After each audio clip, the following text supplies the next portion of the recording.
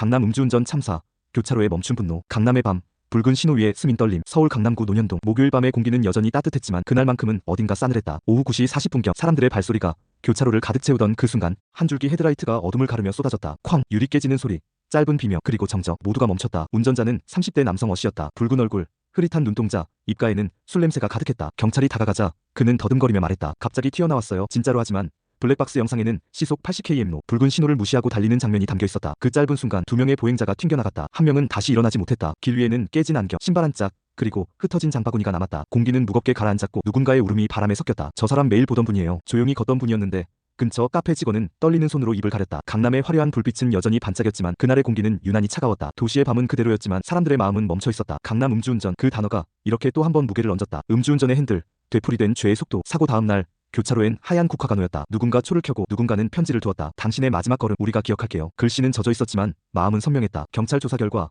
어씨는 술자리를 마친 뒤 동승자 B씨와 함께 차를 몰았다. 술 좀 마셨다는 그의 말은 변명이 될 수 없었다. 동승자 B씨는 괜찮겠지 싶었다며 고개를 떨궜다. 하지만 그 괜찮다는 한마디가 한 생명을 앗아갔다. 경찰은 두 사람을 각각 음주운전과 방조 혐의로 체포했다. 현장을 지켜본 목격자는 말했다. 브레이크 소리도 없었어요. 그냥 쏜살같이 달려들었어요. 그의 눈동자엔 여전히 충격이 남아있었다. 도시는 분노했다. SNS에는 음주운전은 살인이다. 왜 아직도 이런 일이 반복되냐는 글이 이어졌다. 짧은 문장들이 도로 위에서 피처럼 번졌다. 그날 밤 내리던 가을비는 유리 파편을 적셨고 경찰차의 붉은 불빛이 도로 위를 물들였다. 사람들은 묵묵히 서 있었고 누군가는 손을 모았다. 다신 이런 일 없었으면 좋겠어요. 모르는 이의 목소리가 낮게 떨렸다. 잠시 후 경찰차 문이 닫히며 금소금이 울렸다. 어씨, 이쪽으로. 단호한 목소리가 공기 중을 갈랐다. 사이렌이 울렸고 붉은 불빛이 교차로를 감쌌다. 그 순간 도시의 모든 소리가 멎은 듯했다. 놀라운 건 어씨가 과거에도 음주운전으로 사고를 냈던 인물이었다는 사실이었다. 그때 그는 사촌동생에게 죄를 뒤집어 씌우려 했다. 법원은 그에게 징역 1년, 집행유예 2년, 사회봉사 120시간을 선고했다. 사촌동생 B씨는 허위 진술로 벌금 300만 원을 선고받았다. 그때 제대로 처벌했더라면. 한 시민은 짧게 말했다. 말끝엔 씁쓸함이 배어 있었다. 그 말이 바람에 섞여 교차로를 떠돌았다. 강남의 거리, 차가운 꽃과 남겨진 숨소리. 결국